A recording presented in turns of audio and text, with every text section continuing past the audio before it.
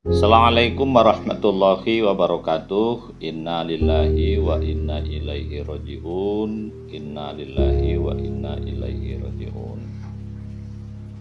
Dunia permusikan Indonesia telah kehilangan putri terbaiknya, yaitu Eyang Titik Puspa, meninggal dunia tepat pada 10 April 2025. Artinya tepat di usia 87 tahun. Tuhan, sudah ya, saya sudah 87 tahun minta terus.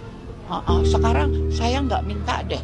Beliau lahir di Tabalong, Kalimantan Selatan, namun beliau juga berdarah Jawa. Pada kesempatan ini saya ingin sedikit berbagi apa yang telah beliau lakukan, perjalanan karirnya hingga menembuskan nafas terakhir untuk kita jadikan pelajaran dalam kehidupan kita sehari-hari. Ibu Titi ini masuk kategori artis yang positif dan produktif. Positif dalam artian tidak pernah kita menemukan dokumen baik tertulis di entertainment atau media-media lainnya. Beliau itu ada isu miring, baik isu miring perselingkuhan, isu miring narkoba, isu miring yang lain-lain. Kan banyak artis-artis yang terjebak perbuatan yang tidak beretika. Beliau lurus-lurus saja. Banyak membantu anak yatim, penyayang dengan mereka yang tidak berada.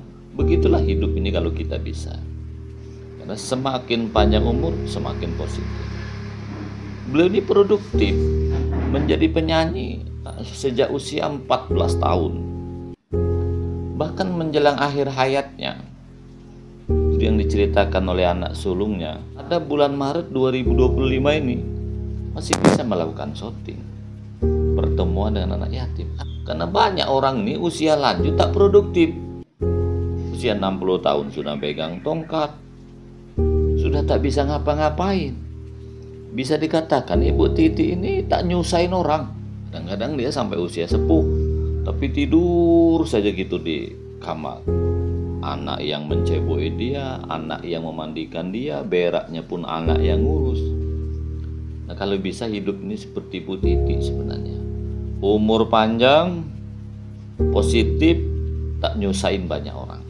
Ada banyak hal pelajaran dari ibu ini setelah saya baca dari berbagai macam media. Ibu Titi ini pernah menikah 3 kali. Ini untuk ambil pelajarannya. Suami pertama namanya Kasno, menikah pada tahun 57. Pada tahun 1959, berarti hanya 2 tahun ya. Ini sudah cerai. Pelajaran penting untuk kita, sebenarnya pernikahan Ibu Titi dengan Kasno ini lebih kepada dijodohkan. Sebenarnya dia nggak suka. Pelajaran pentingnya, umumnya pernikahan yang dijodohkan pada akhirnya berantakan juga. Menikah lagi dengan yang namanya Zainal Ardi pada tahun 1960. 1 tahun setelah Kasno, menurut cerita Ibu Titi, pertemuannya dengan Zainal Ardi ini karena Zainal Ardi ini peduli dengan kehamilan Ibu Titi dengan suami pertamanya yang bernama Kasno itu.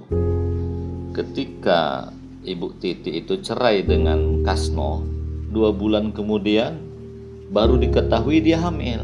Ya mungkin sering bawakan oleh-oleh, pedulilah. Menikah tuh entah cinta, entah kasihan. Pada tahun 1963 Zainal Ardi ini dikabarkan merantau ke Jerman. Tidak ada kabar, tidak ada kabar pulang, tidak ada dalam surat. Akhirnya putus juga.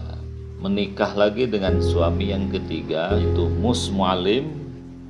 1970 menikah. Setelah ditinggal suami pada tahun 1990 sampai meninggalnya, Ibu Titi tidak menikah lagi. Berarti menjanda 35 tahun sampai akhir hayatnya. Saya sangat terkesan dengan Ibu Titi ini. Dulu ada guru saya waktu di MTS, namanya Pak Harmoko. Beliau ini guru yang kocak.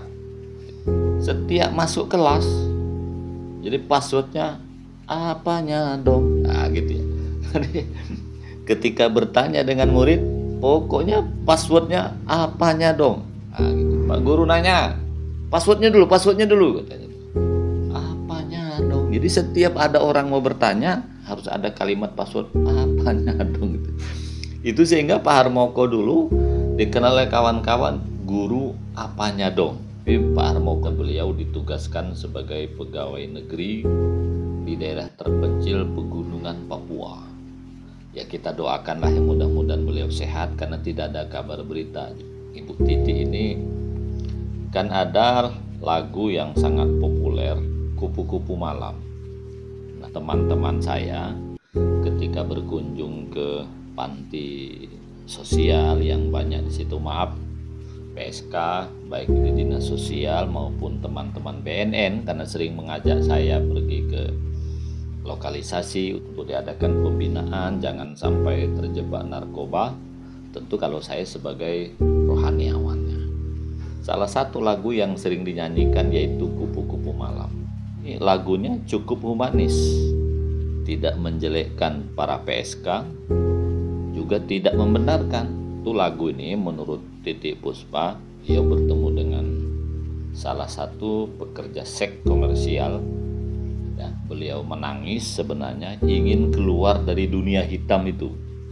Ya, kemudian Titi tidak menyalahkan dia, kemudian diajak berdoa. Mudah-mudahan dia dikeluarkan dari pekerjaannya yang seperti itu dan mendapatkan suami yang baik, begitu harapannya. Suatu ketika yang bersangkutan ketemu Titik juga.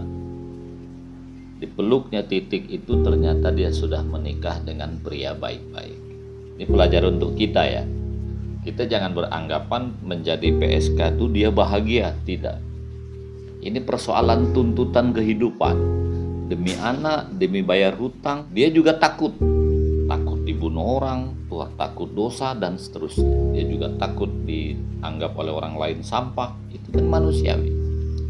Ya sebenarnya solusinya untuk mengatasi PSK itu hanya dua, nikahi atau nafkahi. Itu saja sebenarnya. Kalau tak diajak nikah, ya nafkahi. Kalau kata hanya ngomong nasihat saja itu percuma. Karena pengalaman saya juga dengan teman-teman yang lain melakukan penyelesaian hadap mereka, dinasihati, suruh tanda tangan, dipulangkan ke Jawa Barat pun nanti dia akan balik lagi. Dia juga pernah bercerita ada cinta mati dengan inisial B. Ya ternyata tak mau menyebut siapa inisial B itu. Dia cinta mati, sangat mencintai. Dia mengkisahkan di situ mungkin bebet, bobot, bibitnya kurang pada saya. Akhirnya dia dinikahkan dengan wanita lain.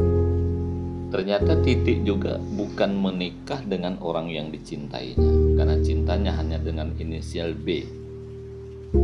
Ini pelajaran kita juga bahwa ternyata yang kita cinta itu belum tentu menjadi milik kita. Allah lebih tahu daripada yang tidak kita ketahui. Sahabatku, kesimpulannya adalah jadilah orang itu yang selalu positif, berbuat baik, berkepribadian baik, seperti Ibu Titi ini. Ketika kita berbuat baik, berkepribadian baik, insya Allah usia kita juga produktif, tidak nyusahkan orang sampai di akhir hayatnya. Demikian ya, mari kita doakan Ibu Titi Puspa ini mudah-mudahan husnul khotimah dan menjadi inspirasi kita bersama. Demikian, mudah-mudahan ada manfaatnya. Wassalamualaikum warahmatullahi wabarakatuh.